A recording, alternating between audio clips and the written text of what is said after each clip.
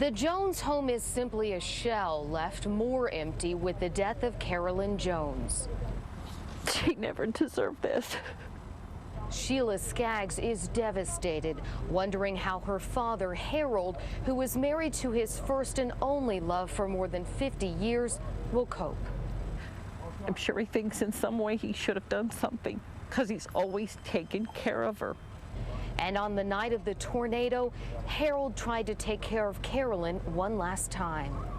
My dad had grabbed a flashlight off the kitchen bar and was headed down the basement steps, pulled the door behind him, and it just threw him to the bottom of the staircase.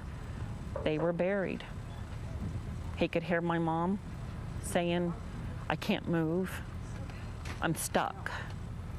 And she said it probably about 5 times, he said, and then he didn't hear her anymore.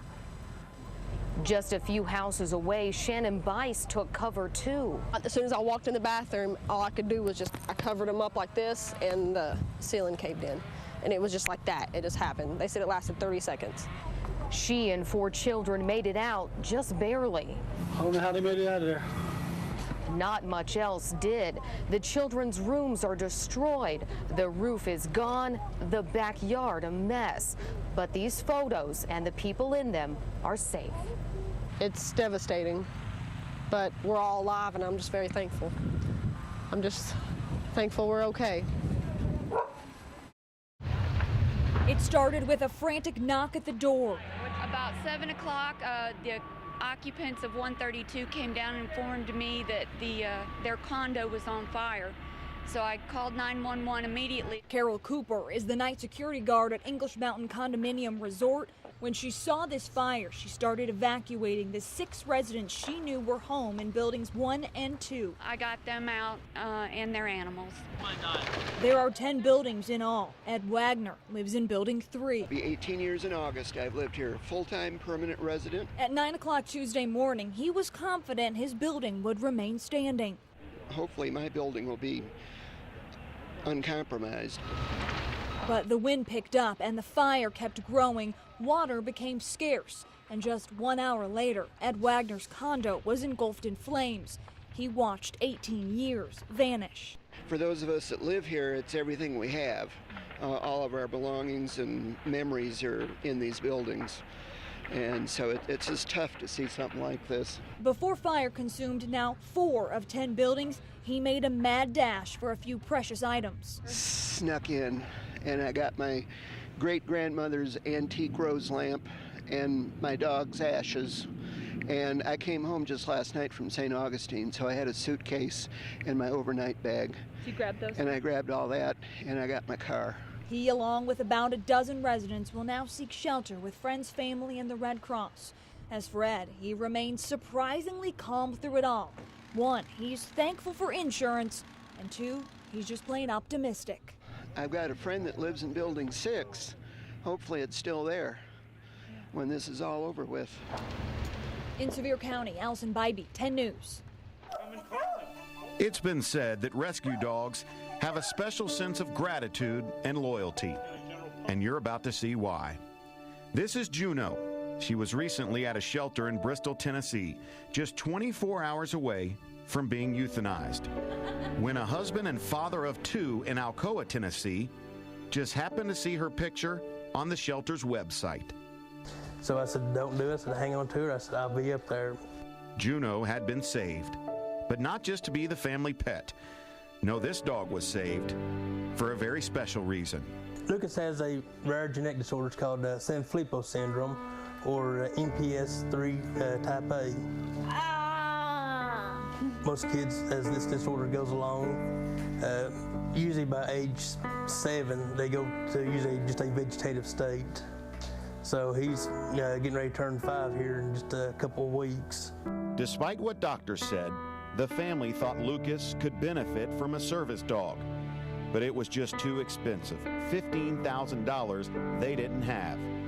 That's when Chester took a leap of faith. For years I worked as in law enforcement, and I got to work with several of the canine handlers and stuff, helping with the the training and stuff. You kind of look back over those skills I learned over the years, and I said, I think I can do this on my own. From there, then I went through and I started training her for her mobility, as far as helping Lucas walk. Juno is not only by Lucas's side wherever he goes, protecting him, guiding him, calming him, but she can also detect when something's about to happen.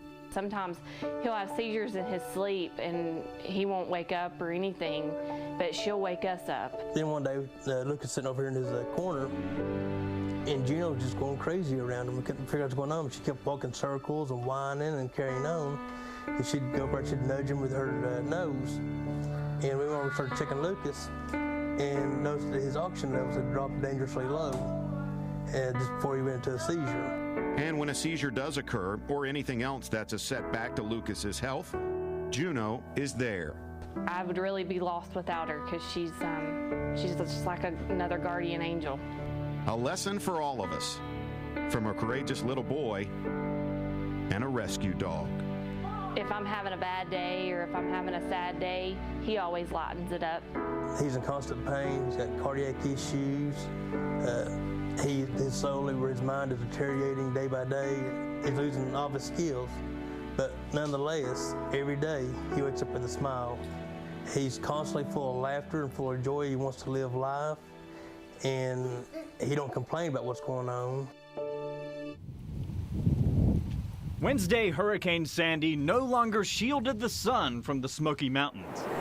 And from Gatlinburg, the sunny view of snow-capped summits revealed a record-setting snowfall. I think just the amount of snow. This October was a record snowfall. We've had, at Mount LeConte, we measured 32 inches. That's a new October record. When crews finally cleared Newfound Gap Road, they opened the floodgates for a stream of sightseers. And that includes a surprise group from the Deep South. We're from Louisiana and we don't get to see the snow. Tallahassee, Florida. We came up to see the changing of the leaves.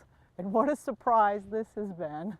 Oh my gosh, it is beautiful, absolutely beautiful. At Newfound Gap, the strong winds sculpted trees with sideways slush and tourist-carved paths through deep snowdrifts.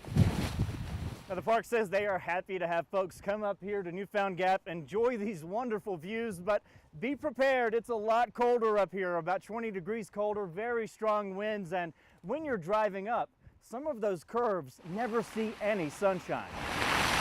The slow-melting snow piles can keep those shaded curves and tunnels wet and icy. And the park will close the road on short notice, meaning hikers who hit the snowy trails can be cut off from their cars. But visitors Wednesday say the risk of slippery roads was worth the reward of crystal clear snapshots against a Smoky Mountain sky. This is just amazing. Absolutely amazing. And what a treat for Halloween. At Newfound Gap, Jim Matheny, 10 News. In 24 hours, the Boys and Girls Club unused land. It's really just unsafe, unlevel. And it was just really rocky and we couldn't come over here and play. Made a transformation they had only dreamed about. A little rain, cold, and mud didn't stop dozens of Channel 10 employees and community volunteers from rolling out the Field of Dreams. Temperature's about 40 degrees colder than yesterday, but hey, it's all for a good cause. I kind of like it, getting dirty and helping everybody do this. Today is hard-working work. Channel 10 asked for your help to make it happen. And like always, East Tennesseans didn't disappoint. We received more than $25,000 in donations to pay for the sod, professional help, and equipment. We wouldn't be able to raise the money by ourselves to make the field. 11-year-old Rachel Llewellyn and many other Boys and Girls Club members came to put on the finishing touches. It was her story about the impact the club has made on her life that moved many of you to donate. And she wanted to thank everyone for their support, especially the Seiler family, for their $20,000 donation. Dear Paul Seiler, I would like to give you a personal thanks for the money you donated. I'm blessed for the DGC, and when I found out that you donated most of the money, it touched my heart. The Boys and Girls Club's goal is to teach lessons like the one Rachel has learned. the importance of giving back. In a time when the Scott County community is struggling, they're hoping to help this generation change the statistics. If we can help 100 kids graduate high school that otherwise wouldn't, that adds an economic impact in this community that is just tremendous. The field will be a resource not only for the club, but the entire community, giving Scott County's kids room to play and dream big. Right now, it looks like the Field of Dreams. Mary Scott, 10 News. One by one, people in the Riverdale community stopped on Friday and stared into the eyes of a dying neighbor, the old store on Thorngrove Pike. The new owner has already ripped away the front porch on the 130-year-old building. The owner's our neighbor. He's a good man. I'm sad that he wants to tear it down. I think the whole community is sad that he wants to tear it down. I think we need to save it because there aren't very many of these buildings left. A historical building, it was involved in a movie shoot. You know, the doll maker with Jane Fonda was filmed here. You seen old John? Fonda won an Emmy for her 1984 performance at the old store, but it'll take more than movie magic to save this structure. I spoke to the family that owns this property, and they say the bottom line is this building is full of rotten trash. To restore it, they would have to redo all of the wiring, and the price of preservation is just too high. Still, some hope they can convince the new owner not to pull the plug on an old friend. But I know it'd be a big expense. I think it has some value. It's got a history, and the building itself, once it's gone forever. I wish he'd change his mind. It just breaks my heart. Jim Matheny, 10 News.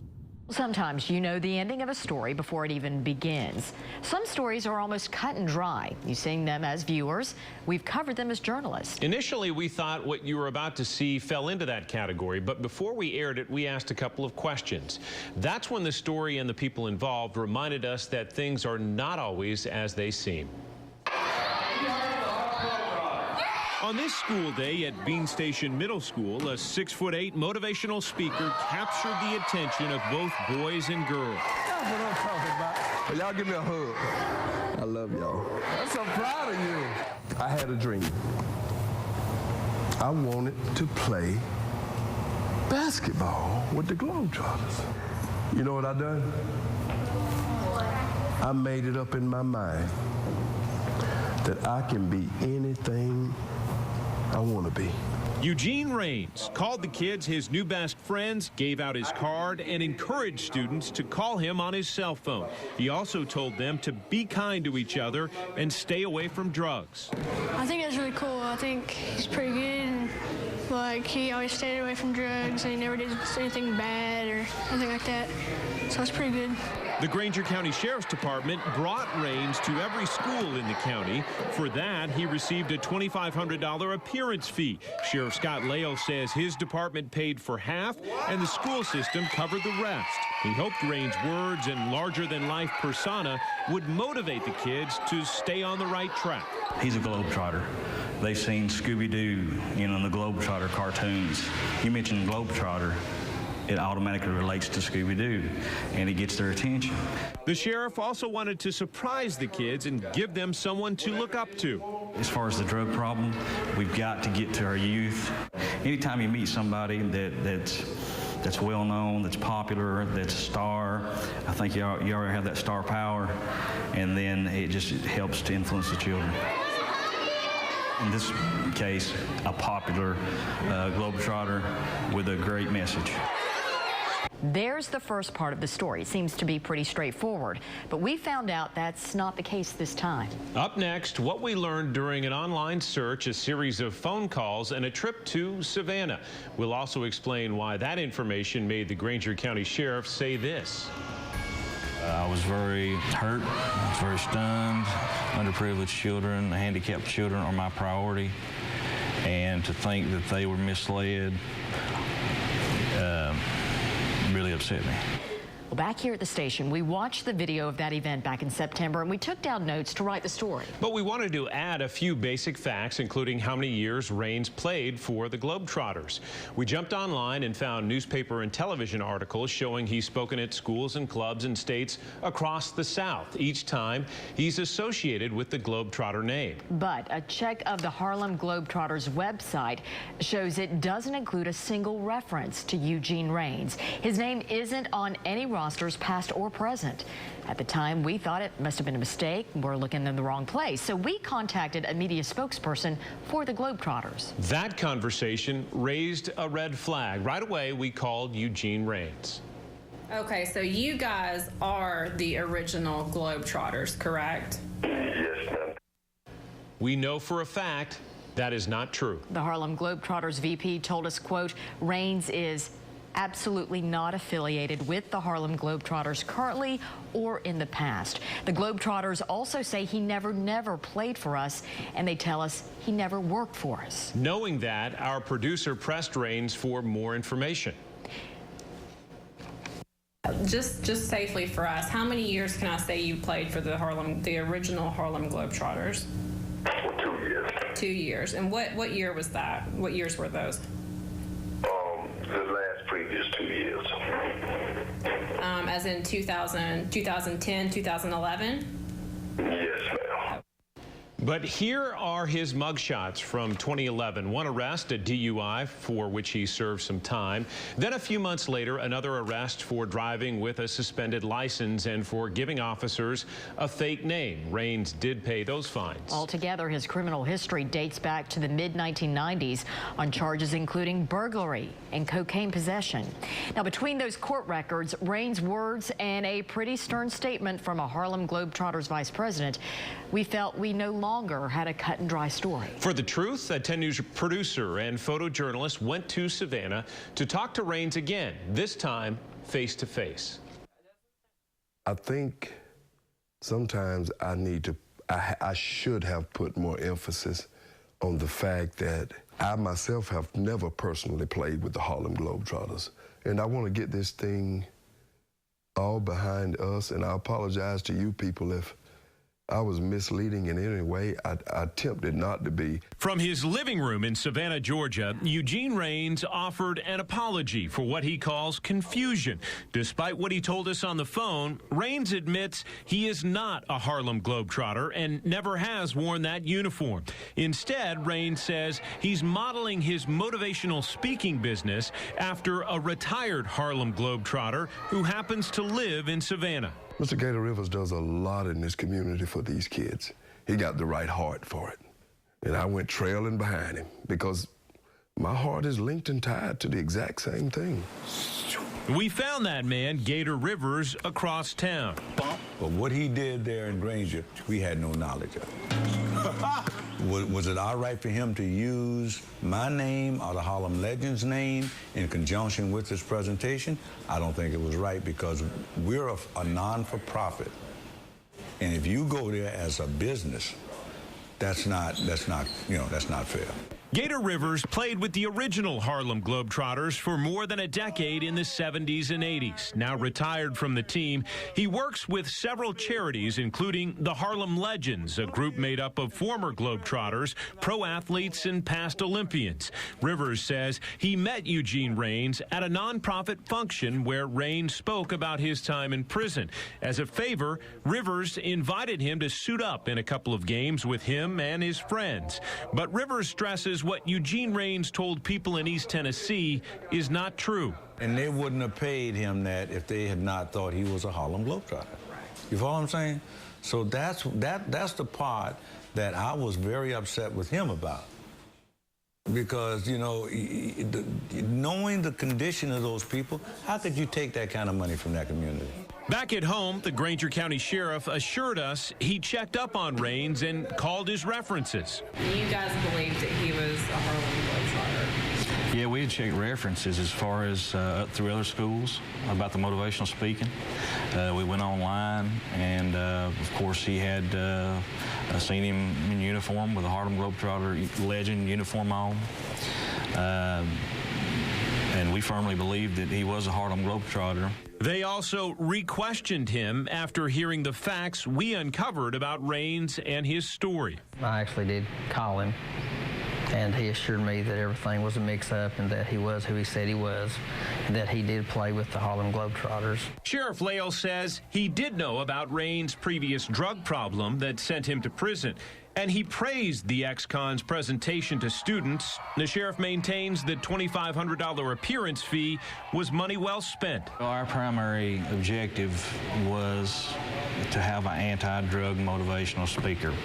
He did that. He fulfilled that obligation to a T. As far as being a Harlem Globetrotter legend, I think there could have been a little more truthfulness on his part. Back in Savannah, the man who says he's made it a mission to teach kids about the right path says he's learned a lesson. I now know the right approach to this, to the point where this won't ever happen again.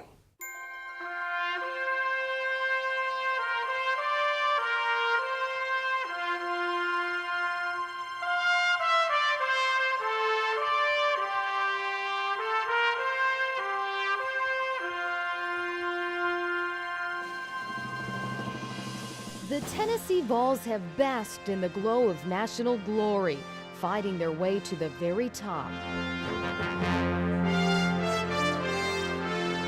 But that meant there was farther to fall, and it seemed to sting the hardest when that landing was in the swamp.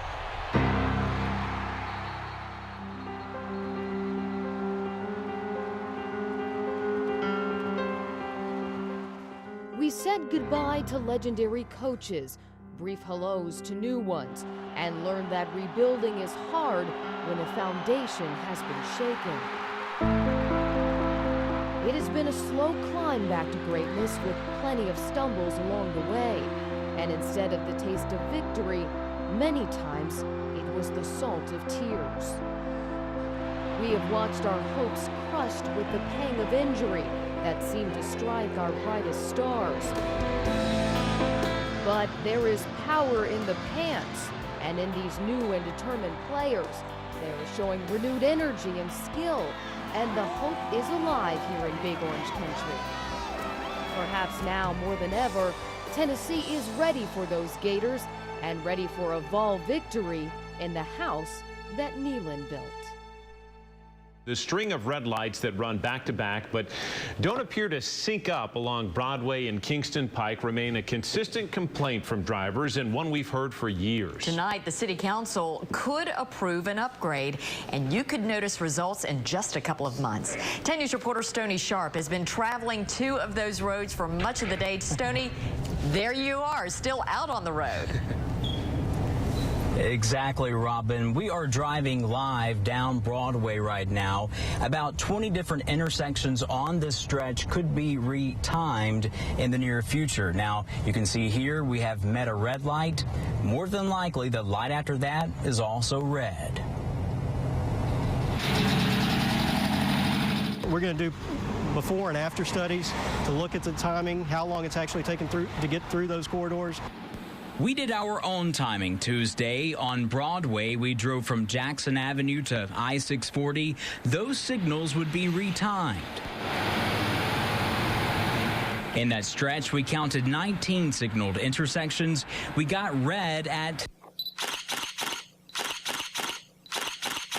9. It took us 10 minutes and 54 seconds here on Broadway, and we only traveled 3.8 miles. Next up, Kingston Pike. Signals from Bridgewater Road to Cherokee Boulevard would be readjusted. We traveled through 25 signaled intersections. Red popped up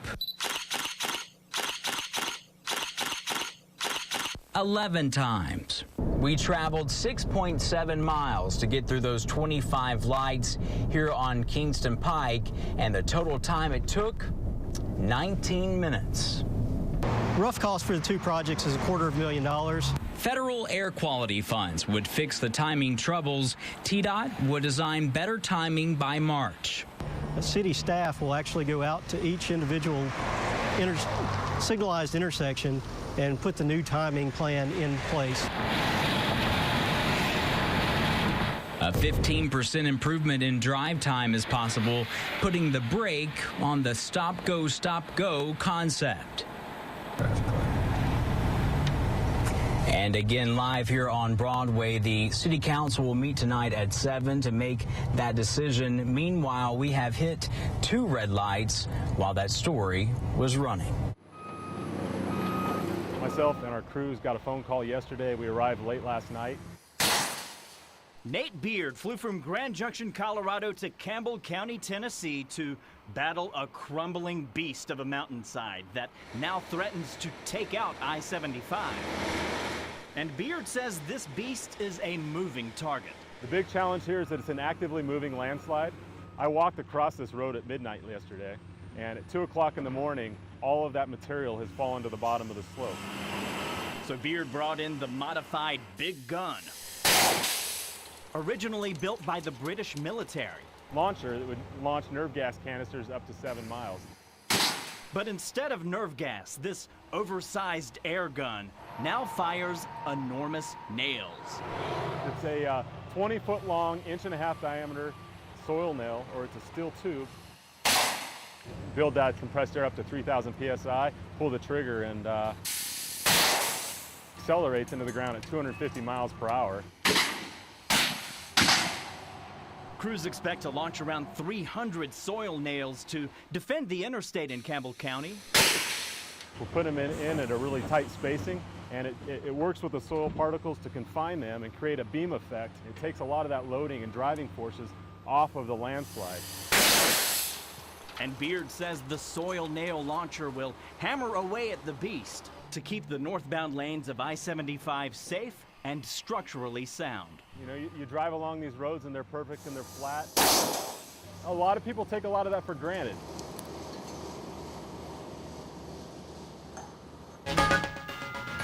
They're designed to look hip and harmless, but the newest recreational drugs are anything but. Increases your blood pressure, it tightens the chest, makes it hard to breathe. They are sold online, even in some stores. The way it's labeled is a potpourri or an incense.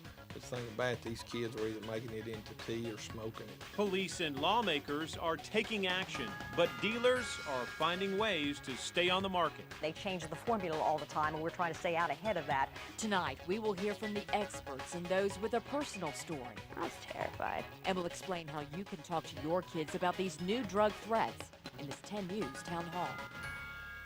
That tornado killed 2 people and injured several others in the Rennie community in northern Cumberland County. And Beth Haynes, as you see there on your screen, has the latest from that community. I tell you what, last night it was hard to determine the severity of the damage. Today it is clear and it is devastating. We're about 10 miles from Crossville on Highway 27. Of course, that's just off Interstate 40.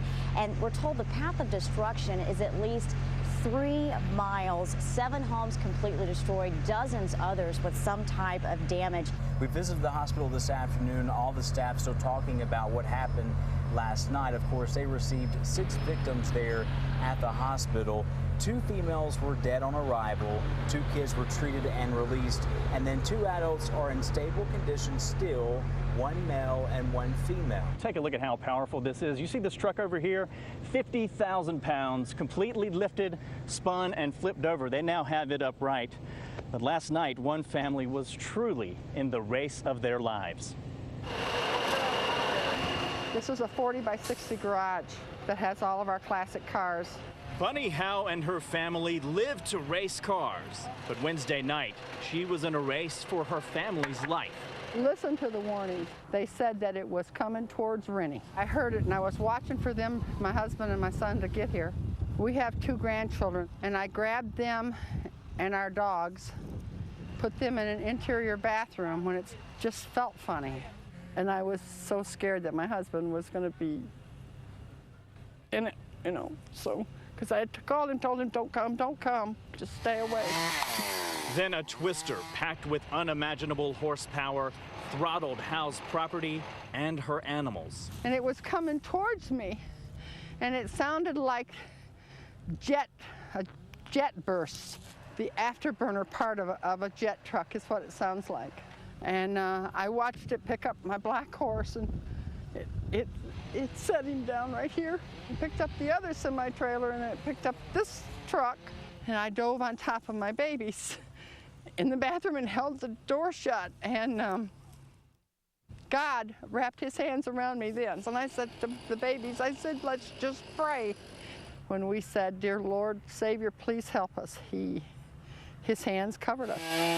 When the storm was gone and the damage remained, Bunny's life was intact, and her family managed to miss the brunt of the storm. We missed the storm by about 5 minutes. We hit the interstate when a tornado touched down. It was very scary. There's nothing like it until you see it for your own eyes. And Bunny says her horse survived by the grace of God. What's your black horse's name? Diablo, the devil. He set him down like it had picked him up in his hand. There's his hoof right here. He was dazed. He didn't know what to do. And then he took off out that way. Now the racing community has raced to the Hal's aid, and they shift from the fear of a deadly storm to driving down the road of recovery. But we're blessed. We're blessed because, see, we're alive. What's next for you? Life. To live life. Abby Blackman has been practicing medicine with her husband Greg since 2001. But once every few months, they trade the comforts of Knoxville for the mountains of Haiti. We get on this great big old beat up covered truck, a total of 8 hours. Then we cross a river with no bridge. If the water's down, we go over in the truck, and if the water's up, we walk across. We'll see anywhere from 200 to 350 patients a day. We just move faster because the need is there. We want to go live to Jennifer Meckles, who is in Gulfport, Mississippi, and the wind has picked up even in the last 30 or 40 minutes, Jennifer. Good morning, guys. Yeah, it's picked up significantly since I last checked in an hour ago, to the point where I'm having a hard time standing up. We are in Gulfport, Mississippi, right along the beach, where I believe what we're seeing is another band of rain, strong wind gusts, and possibly some storm surge. Now, one of the biggest concerns here in the eastern part of the path of the hurricane is that storm surge. The rising tides and the strong winds could cause the tide to come up and flood the area. You can see that the wind just ripped off any place. I was standing in my kitchen looking at the back, and I can see the water, and I just saw the sheet of white coming at us. We were out near the beach earlier, and we were capturing just different pieces of video as far as the storm coming in, and we believe we did see, yes, a possible tornado come through. We'll go ahead and show you the video. You've seen it a little bit already, but here it is again. This is amateur video we were able to obtain of that movement forward, that wind gust, which we believe was a tornado. You can see it just knocks over that house. 10 News reporter Steve Butera. He grew up along the Jersey Shore, and Steve, you saw the storm's damage firsthand over the past few days. Walking into his home, now in ruins, my high school friend James Kiernan saw nothing but destruction around him. The township was here yesterday pretty much deeming the house not even livable. Even thousands of dollars and his beloved sports memorabilia damaged by the water. But it's the memories, from photos to his diplomas, that are impossible to replace. And he is just one of the many stories around Monmouth County showing how bad this storm really was. Kiernan gives us a tour of Union Beach right along the Jersey Shore, but it looks less like a town and more like a war zone. Union Beach completely is remodeled after this storm. It pretty much looks like ground zero. That's how bad it is. Given Megabus is expanding service in Tennessee, we set out to test the experience, travel time, and cost of a trip. I took the Megabus. I took a commercial plane, and Channel 10 photographer Tim Dale drove his news car to Atlanta. All right, there we are. Place your bets. Away we go. All right, Robin, see you in Atlanta. Okay, be safe travels. And then I'm in Atlanta in about 4 hours, 10 minutes. It leaves here, stops in Chattanooga, then goes on to Atlanta. Here I go, Atlanta bound, getting ready to get on the Megabus. So now we're ready to go on 3 hours and 8 minutes, according to the GPS. All right, nestled into seat 16A, a little after 3 o'clock, and we're just about to pull away from the gate, actually on time. Welcome to Atlanta. And welcome to Atlanta traffic. It's 5 o'clock. I'm here at the CNN Center, which is across the road.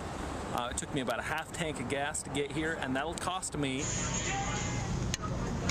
fill up. There it is, the finish line, the CNN Center in downtown Atlanta. So by my clock, it took a little less than 4 hours to take a flight, take MARTA, and then walk a few blocks. So I guess, Robin, I win. But look who's standing down the block. Yes, Tim Dale, our driver. I guess we tied. Yeah, Elite Limos has us in their limousine. We are driving around, well, we're about to start driving around the streets of Knoxville, and we're heading out right about now. And we're going to head up to Channel 10, I believe, and say hey to Todd, pick up John Martin, maybe say hello to some other folks. This is a Lincoln Navigator limo, so this thing's like as long as Neyland Stadium. Why don't you roll down the window, Beth, and let's say hello to these people. They're over here looking. Happy Valentine's Day! Hey! How are you? All right. Look at this. Happy Valentine's! Most romantic city in the country right here. Becker back live at the Westside Y Pool, and I will tell you, Robin, that you can only do live shots for so long and watch kids behind you in the pool on a 100-degree day before you've got to get in yourself. So that's what we're doing. You are a smart man. On any other day, I would have said, you know, you're crazy, but no, tonight you are brilliant. The way you lie.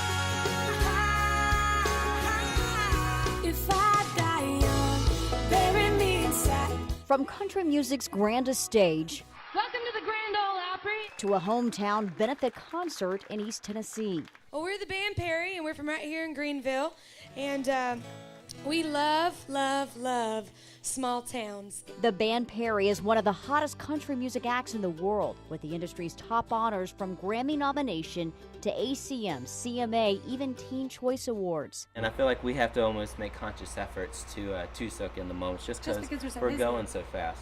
Neil, Kimberly, and Reed Perry come here, home, to slow down. I'm not promising anything, guys. Hey, how are ya? This time with help from America's favorite pastime.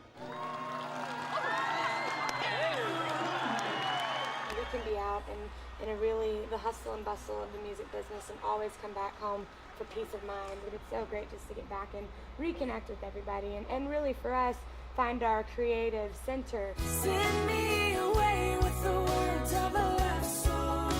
In 2010, the band penned their breakout hit, now quadruple platinum song, If I Die Young, in Greenville. And we wrote If I Die Young sitting out in our front porch on the outskirts of town. And we feel like there are a lot of songs that come from Greenville. These tight-knit siblings are songwriters and musicians. They've been together as a band for 14 years, but they were practically born with a mic and instrument in hand. For us, our parents really gave us an appreciation for music and all different types. I remember Dad, he loved rock and roll, and Mom was into country and Motown, and they all love bluegrass as well.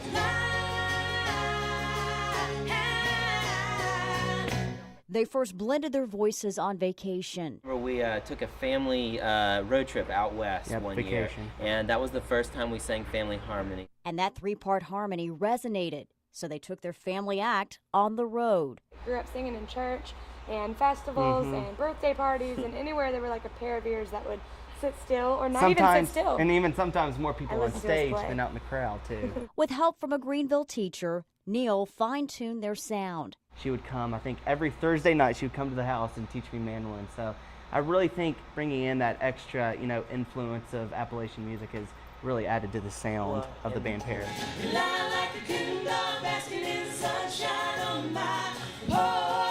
Entertaining comes easily to the trio. We hope you like the bobbleheads. I know mine fell off of a couple of y'all.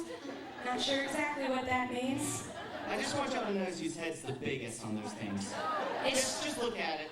Pretty sure it's just the hair. But no sibling rivalry here. And you always get along, right? Of course. Just like all brothers. We only have halos, no horns.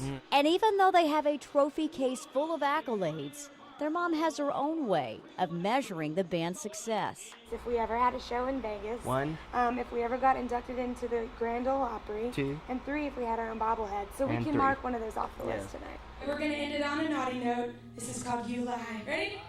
1, 2, 3. The band Perry. Greenville is home, sweet home. It definitely And we love the mountains, we love the people. Homegrown in Tennessee. Thank you, we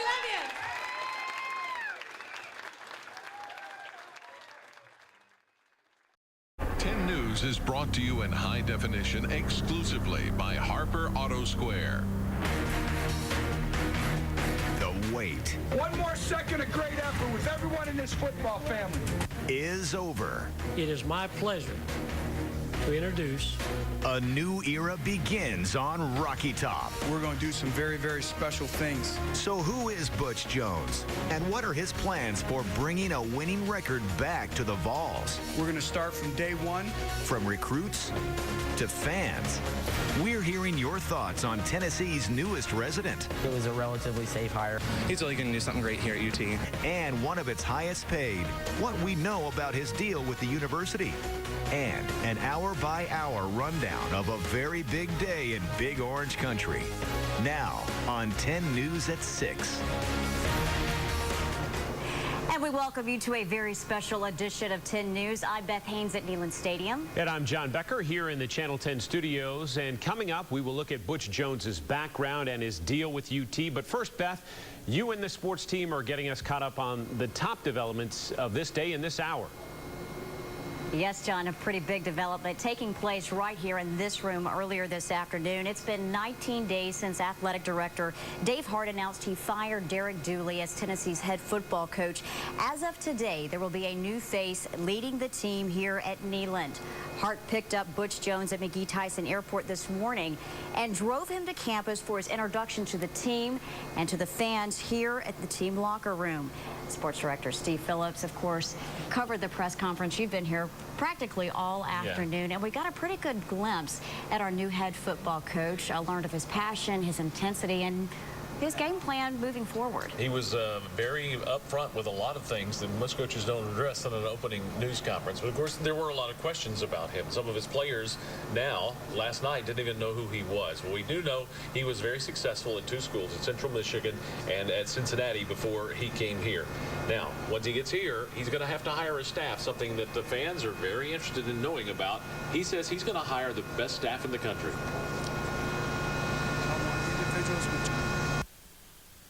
And I have a checklist of what I'm looking for. First of all, it starts with character.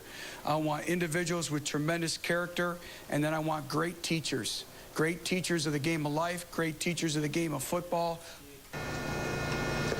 And, of course, the lifeblood of any football program is recruiting. Now, Jones is going to have to recruit some juniors on this team who may leave for the NFL, but he's also got to recruit the players who had committed to Derek Dooley in Tennessee and other recruits in the state. Let me make no mistake about it. We're going to win first and foremost with the great state of Tennessee. We have tremendous high school coaches in this state. We are the state institution, and we will own our state. We're going to be in every high school in this state.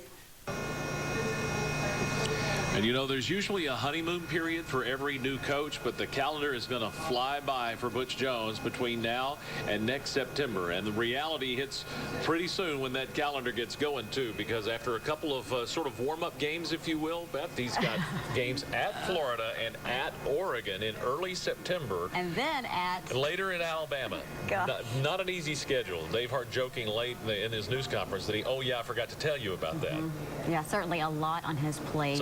And it's down to business from now on. All right, thank you so much, Steve. We appreciate you sharing more perspective on that news conference today. We want to bring in now Chris Budden, who gives us more background on Tennessee's new head coach and his style of coaching. We talked about his very intense. Some people refer to him as a player's coach. I'm not sure he likes the reference because he says some people tend to think that's being soft. Well, I think if you didn't know who he was, you certainly got to know his personality today by winning the press conference, made lots of jokes. But in case you didn't know his background, here's a little bit more on Mr. Jones. Let's go. Let's go. It's going to be a great night, great day, great day, great day. If Tennessee fans didn't know what to expect from their new head coach, this YouTube video explains it all. Locked in, whether you're in the game, whether you're in the sidelines. You understand? Yes, sir. You came here with a purpose. The fiery 44-year-old comes from a successful tenure at Cincinnati. Jones was hired at UC in 2007 to replace Brian Kelly, who's now at Notre Dame and coaching in a national championship. His first season was a tough one, going 4-8, but he turned it around in a hurry, the following season going 10-3, including a Big East championship and a Liberty Bowl victory over Vanderbilt. That season, Jones won Big East Coach of the Year. This past season, the Bearcats went 9-3, including a win over Virginia Tech. And just yesterday was named the Big East Coach of the Year by CBS Sports. Prior to Cincinnati, Jones was the head coach at Central Michigan, where he also replaced Brian Kelly. In his short 3 years there, he won 2 MAC championships. There are some unknowns, like will he be able to recruit in the SEC? There is one thing, though, that's certain. He certainly won't lack any excitement.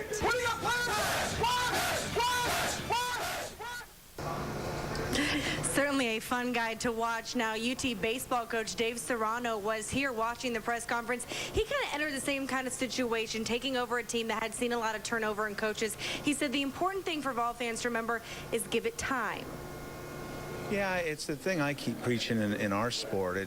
You know, everyone wants the quick fix, the instant gratification, but I think we need to be a little bit patient, and we got to let the process take over. Everyone wants the end result, but we got to think the process and work with that. And there is a foundation here. There's a better foundation right now than there was probably in this football program 3 years ago. Give the coach some time, and the excitement will be back in Neyland Stadium. Now, he was actually asked that question, Butch Jones was, of, you know, the last guy here, Derek Dooley, he only got 3 years. Is that enough time for you? And he said, you know, it's not about that. It's about, he said, champions are built by inches, inch by inch. That's how I'll build this program. So I think it will take time if they lose a lot of those players, the guys that might go to the NFL. But once again, as Steve said, all starts with recruiting. All starts with recruiting, and that's certainly interesting to see how his staff shapes up, too, in the next week. So, all right, thanks so much, Chris. Well, we heard a lot from Tennessee's new head coach, but also from athletic director Dave Hart, who's been under intense pressure the last 2.5 weeks to hire a new head football coach here at Tennessee. He spoke about that stressful process today. Terry Brooks joining us, and shares more on how he was able to keep his head above water. That's right. I mean, you check out the pedigree of Butch Jones, coaching under Urban Meyer, also coaching under Brian Kelly. So he's been around guys who have won. But that's not the only reason that Dave Hart gave Butch Jones the head coaching job at the University of Tennessee. I knew that his two of his mentors were Urban and Brian, and their respect for him is pretty obvious in their comments. But I also look for, in my mind, one of the key indicators of whether a person is going to be successful coaching-wise is, has he won everywhere he's been? And he has. The other good thing about Dave Hart talking about hiring Butch Jones was that he was on his short list. Even though everyone knows he wasn't his first choice, Dave Hart made sure he emphasized the fact that Butch Jones, when he first talked about replacing Derek Dooley, Butch Jones was on the short list, Beth. I loved his response when asked if his pride was a little bruised because he was not first choice, and he referenced his wife and that he was her third choice. So very interesting. Another side of his humor. Yeah, number 3. All right, thank you so much, Terry. Well, many people stopped what they were doing today, of course, to watch that news conference, which started at 2:30 this afternoon. 10 News reporter Heidi Wigdahl takes us to a barber shop in West Knoxville where, guess what? Football was on everybody's mind. At Frank's Barber Shop, it's as much about getting a haircut as it is about chewing the fat. Yeah, you don't get along with the dog. Nate Farmer is the one who listens, and the name he can't escape It's a good football name. is Butch Jones. It's a good football name. UT alum Joe Maldaven watched the news conference introducing the new coach while getting his hair cut. I'm just happy to be done with it and get on with everything. He believes it's a stronger hire than Butch's predecessor. No, I think I'm okay with it. I think it was a relatively safe hire. I think they went for, they reached a little bit, you know, in their initial list of candidates, and, you know, you can't make them say yes. Randy Trustley is a UT alum who had his eye on Jones. He's got a lot of energy. Looking forward to seeing what he can do. He was on my list. But there are those who don't really follow football. Round and round, you hear stuff all day long. Who still believe, like a new haircut, change can be a good thing. Just kind of pick up bits and pieces from this one and that one, and then I'll start conversation with the next one and see. And they really are a lot along the same lines, you know, all in agreement that we needed a change. Some worry about UT football's future.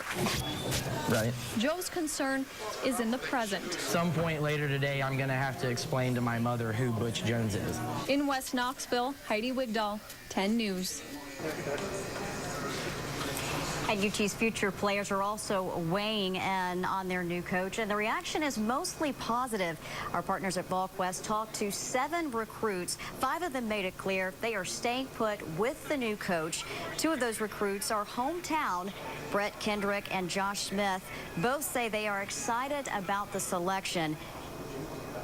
And the Christian Academy of Knoxville players say it's been a tough 18 days. They too were kept in the dark. The pair decided to stay with the school when athletic director Dave Hart assured them he would honor their scholarships. Now they both admire the coach's intensity and energy. I was excited when I heard that he was going to be our coach. I was really excited to hear we finally got one, so we can move forward and try to get better as a team. We're on a rebuilding year at UT, but I feel that we can bring it back and leave a legacy that people never forget. Now, the Knoxville recruits are also excited that Jones ran a spread offense at Cincinnati. That's the same offense that they have at CAK. Well, Steve is going to be back a bit later in sports with much more on Butch Jones. For now, though, we'll send it back to the Channel 10 studios and to you, John Becker. Beth Haynes and our entire sports team on campus live with the announcement. Thanks very much on UT's head man. And now to the money. A whopping $18 million over 6 years. That's how much the new head coach is going to be paid to lead the Vols. It's a bump in pay for position as well as $1 million for cash. And 10 News investigative reporter Hillary Lake joins us with more on the dollars and cents of this deal. Well, that's right. And according to USA Today's salary poll, it's a deal that puts him among the 20 highest paid coaches in football college for Division I and on par with most other SEC coaches. Derek Dooley's deal had him as one of the lowest paid coaches in the SEC and about middle of the road compared to all other coaches. Now, if you consider the worth of his paycheck as a vote of confidence from university administrators, then there is no doubt that they have thrown their full support behind Butch Jones. Here's a look at how his deal shapes up. It's a 6-year contract worth $18.2 million. UT will also buy out Jones's contract from the University of Cincinnati for $1.4 million. That makes the price tag for Jones becoming a Vol nearly $20 million. Now, Coach Jones will see more money in 2013 than he will throughout the rest of his contract. That's due to a $500,000 signing bonus added to his $245,000 base salary and supplements worth more than $2.7 million. From 2014 to the end of his deal in February 2019, Jones will be paid $2.95 million annually. He gets no salary bumps, but he is eligible for bonuses based on things like post-regular season wins. UT officials also chose to reduce the amount of a buyout should Jones get fired. Former head coach Derek Dooley's was $5 million. It will cost the university roughly $2 million to show Jones the door at any point in the deal. And if Jones decides to leave, he could end up having to pay UT between $2 million and $4 million. For some perspective, Jones will make hundreds of thousands of dollars more in each year of his contract than Dooley would have made in 2016, the last year of his deal. Coach Jones also gets a few other bonuses with his UT deal. Each year he'll receive $10,000 for camp plus 2 vehicles. If he doesn't take those, he'll get an $800 stipend per vehicle per month. He also gets football tickets, including a suite at Nayland, as well as other university benefits. And one more payment to mention, Jones will also get a $40,000 check to cover his moving expenses to relocate here to Knoxville. So quite a payday for him. Hillary Lake on down the numbers for us. Thank you. And this coaching search went from square one to done in a matter of hours. Let's take a quick review of what has happened since the last night. That's when we learned Dave Hart met with Jones in Kentucky after Louisville coach Charlie Strong turned down UT's offer, chose to stay there. Then very early this morning, around 3:45, the staff at VolQuest.com reported Jones would be coming to UT. The news immediately went viral with journalists and fans spreading the news as Big Orange Country began to wake up. At 7:30, Jones met with his Bearcat team and told them he was resigning and moving to Tennessee. They gave him a standing ovation, applause at least. He referenced that in the press conference. The Cincinnati athletic director then held a news conference to announce Jones's resignation from that university, and Jones was seen leaving for the airport for his flight to his new home. Just before noon, Jones arrived at McGee-Tyson Airport aboard a private jet. Athletic Director Dave Hart and UT Chancellor Jimmy Cheek picked him up and personally drove him to the university, where Jones met with his new football team. And then, as many of us watched, Jones was introduced as the new head coach in a news conference from the Vols locker room at 2:30 this afternoon. Dozens of members of the media were on hand to greet him, as well as his family, as he promised to restore prominence to the program and continue its integrity. You can find the full news conference on our website, WBIR.com. Also there, we will be posting various angles of the story that we have covered throughout the day. They include reaction from fans, as well as a look at the mood on social media throughout the day. The hashtag Butch has been one of the top trending words on Twitter today, and some of the tweets have come from Coach Jones himself. He sent this one shortly after changing his Twitter handle from Cincinnati to UT. The hashtag at the end there means Vol for life. You can see, truly a privilege to be the head coach. And the sports team will have much more on today's events in just a little while. But first, we're going to look at the weather and shift gears a bit to the forecast for this evening. Todd Howell, downtown, waiting a parade, Santa, and a lot more. Todd? All right, absolutely. Yeah, looking for Santa. And I tell you what, we've got a festive crowd atmosphere here at Market Square. It's the WIVK Christmas Parade. And boy, when we come back, we'll talk more about what's going on down here at Market Square. We'll talk about your weather tonight and throughout the weekend when we come back. Straight from the heart of East Tennessee, this is 10 News at 6. A lot of East Tennessee is focused on UT's new football coach, but it's also a big night in downtown Knoxville because it's time for the annual WIVK Christmas Parade. Chief Meteorologist Todd Howell is live on Market Square with a preview. Hey, Todd. All right, thank you so much, John. I tell you what, we are live at Market Square, and coming up in less than 45 minutes now on Gay Street, just across the way from us. Of course, we're here at Market Square, but on Gay Street, the WIVK Christmas Parade starts at 7 o'clock, and right after the newscast, you'll certainly want to leave and come on down and allow extra time to park and get on out here. What a beautiful night. Hope you've had a great Friday. Nice weather today. Nice night tonight. Now, we are going to see even warmer temperatures, actually, this upcoming weekend. More clouds and eventually a chance for showers. Let's pan across in. I tell you what, I don't know if I've seen more people down here at Market Square. You got the skating rink. It's the Christmas time with the Christmas parade, at least here. You got families enjoying their meal, and so we are having a great time. All right, well, let's go ahead and take a look at current conditions right now in Knoxville, and we are looking at very mild air. We made it up into the mid-60s today. It's 60 degrees right now with a calm wind. Here's a check of those local temperatures, and we're going to gradually cool it down, I think, into the mid-40s tonight, but right now you see most areas in the 50s to low 60s as we look at those regional temps, 56 in Crossville, 60 in Chattanooga. Let's go ahead and widen out, and we'll take a look at other temps across the area. You see North Carolina's in the 40s, but it's been a very mild day across much of the southeast. Let's go ahead and widen out on the temperatures, and there's a look at the warmer air in West Tennessee. And here's a look at the satellite radar composite. We did get a break in the clouds today, as we did see the sunshine return this afternoon as we go forward to the next map. And we are looking at, again, partial clearing across the area.